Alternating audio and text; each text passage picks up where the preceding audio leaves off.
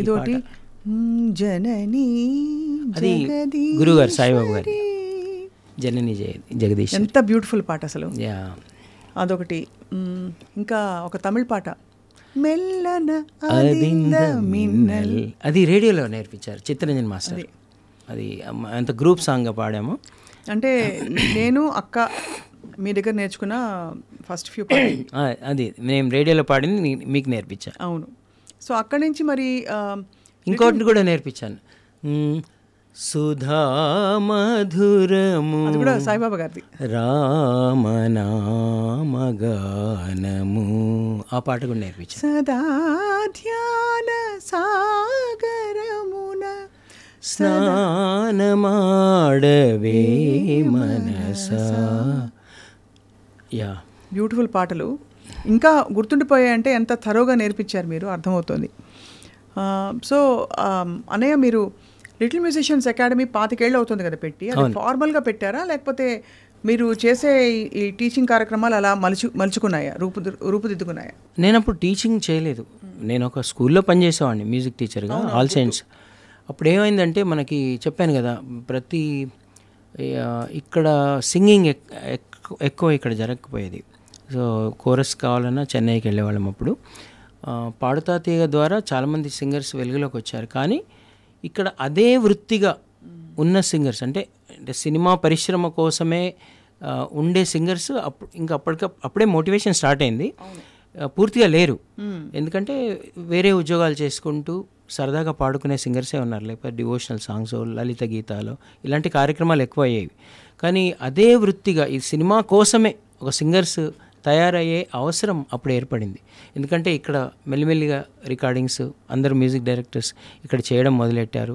సినిమాలు అంటే singers requirement, అలాగే ఛానల్స్ పెరిగాయి. ఛానల్స్లో ఈ సంగీత ప్రధానమైన కార్యక్రమాలు, ఈ రియాలిటీ షోస్, ఇవన్నీ కూడా పెరిగాయి. తర్వాత ఈ జనాల్లో ఆర్కెస్ట్రా ప్రోగ్రామ్స్, అంటే సంగీతం మీద ఆసక్తి పెరిగింది. దానికి నాకు అనిపించింది ఏంటంటే, ఒకటి కారణం శంకరాభరణం సినిమా, 2 పాడుతా తీగ, డెఫినెట్గా ఆ 2 స్ఫూర్తిదాయకం. అంటే చాలామంది సంగీతం నేర్చుకోవాలనే తల్లిదండ్రులకు కూడా సంగీతం నేర్పించాలి పిల్లలకి అనేది వచ్చింది. అప్పుడు నాకు అనిపించింది అనమాట. అప్పటికే నేను పాడుతా తీగ అనే పెద్ద రియాలిటీ షోలో నేను ఫైనలిస్ట్గా వచ్చాను. ఫస్ట్ మాతోనే, అంటే ఫస్ట్ సిరీస్ మేము పాడింది, నేను ఫస్ట్ ఫైనలిస్ట్ పాడుతా తీగ. సో దాని తర్వాత నేను కొన్ని సినిమాలకు పనిచేశాను, కొన్ని పాడాను, కోరస్లు పాడాను, కండక్ట్ చేశాను, టేకింగ్స్ తీసుకున్నాను. సో ఇలాంటివన్నీ అనుభవాలు వచ్చాయి. అంటే అటు టీచింగ్ అనుభవం వచ్చింది, ఇటు సినిమాలో అంటే నాకు తెలిసిపోయింది ఒక కోరస్ సింగర్ ఎలా పాడాలి, ఒక మెయిన్ సింగర్ ఎలా పాడాలి, వాళ్ళకి కావాల్సిన లక్షణాలు ఏంటి అనేది నాకు తెలిసింది. అలాగే నేను చాలా షోస్ చేశాను పాడుతా తీగ తర్వాత. నేను పాడుతూ ఉషా కలిసి స్టేజ్ మీద ఎలా పాడాలి ఇంటరాక్టివ్గా, ఇలా ఒక లైట్ మ్యూజిక్ గాయకులు ఫైనల్గా వాళ్ళు చేసేది ఏంటి, ఒక ప్లేబ్యాక్ సింగర్ గానో, ఒక స్టేజ్ మీద పాడే సింగర్ గానో, లేదంటే ఒక రియాలిటీ షో సింగర్ గానో, అది వాళ్ళ ఫైనల్గా వాళ్ళు వెళ్ళే దారి. సో ఈ దారి కోసం మనం తయారు చేస్తే ఎందుకు తయారవ్వరు సింగర్స్? ఎందుకంటే నేను పనిచేసే స్కూల్లో మాకు రిక్వైర్మెంట్ ఉండేది, ఎందుకంటే కొన్ని కాంపిటీషన్స్కి పంపించేవాళ్ళం పిల్లల్ని. ప్రతిసారి మాకు పాటలు దొరకకపోయేవి. అప్పుడే నేనే కంపోజ్ చేసి కొన్ని పాటలు మేమే రాసుకొని ఆ పిల్లలకి నేర్పించాలంటే మరి ఎవరు పాడాలంటే ఒక్కొక్క క్లాస్లో నేను అందరినీ పాడించేవాడిని. ఒక 60 మంది పిల్లలు ఉంటే 60 మందిని పాడించాను. ఏదో ఒకటి పాడరా అంటే 1 2 3 అని పాడేవాళ్ళు పిల్లలు. పాడినప్పుడు నాకు తెలిసిన విషయం ఏంటంటే, నేను గమనించింది, ఒక 1% వాళ్ళకి శృతి ఉంటుంది గొంతులో.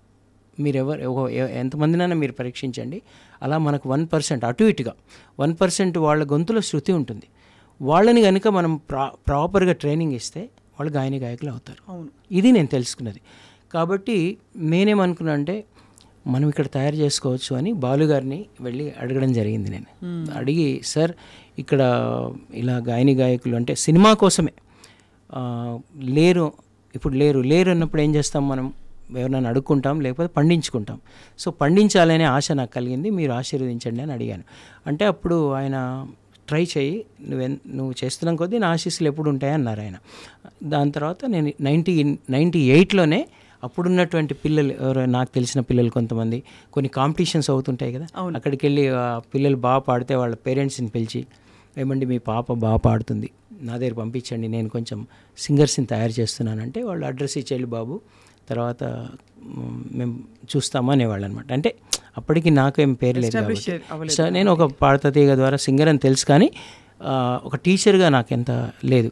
అలా అలా అలా కొంతమంది పిల్లలతో ఫస్ట్ బ్యాచ్ నీకు తెలుసా, మన ఇర్ఫాను, హేమచంద్ర, కారుణ్య, సరస్వతి, నాగసాహితి, హర్షిక, శ్రావణి, దీపు, కృష్ణ చైతన్య, వీళ్ళు ఫస్ట్ బ్యాచ్ అనమాట. అట్లా అట్లా అట్లా ఒక్కొక్కళ్ళు యాడ్ అవుతూ నా దగ్గర నేర్చుకుంటూ మెల్లిమెల్లిగా బయటపాడి ఎక్కడ నేర్చుకుంటున్నాం అంటే రామాచారి సార్ దగ్గర అనడం, అట్లా అట్లా మెల్లిమెల్లిగా